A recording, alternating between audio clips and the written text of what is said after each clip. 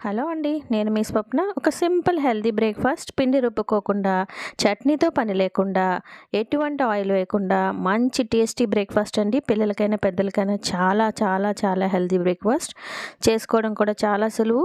చాలా సింపుల్‌గా ఉంటుంది. టేస్టీగా ఉంటుంది. ఒక్కసారి ట్రై చేసి చూడండి. కోసం ఒక పావు కేజీ ముర్రెలను తీసుకున్నాను. 2, 3 సార్లు బాగా కడిగేసుకొని, తగినంత వాటర్ వేసుకొని, అరగంట పాటు మూత పెట్టుకొని చక్కగా నాననివ్వాలి. తర్వాత చూసారు కదా, ఈ విధంగా నానితే సరిపోతుంది. ఇప్పుడు నీటిని అంతటిని పిండేసుకొని ఒక ప్లేట్లోకి వేసేసుకోండి.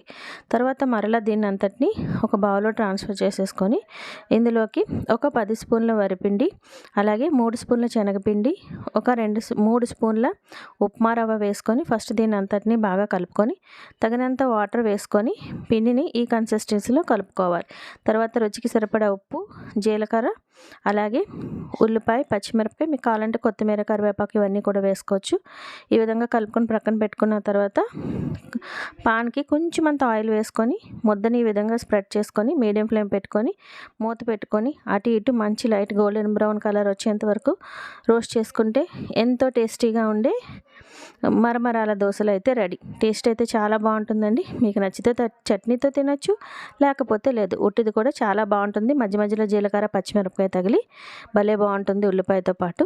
నచ్చితే ట్రై చేయండి. ప్లీజ్ నా ఛానల్ సబ్స్క్రైబ్ చేయండి. నన్ను నా ఛానల్ని సపోర్ట్ చేయండి. Thank you.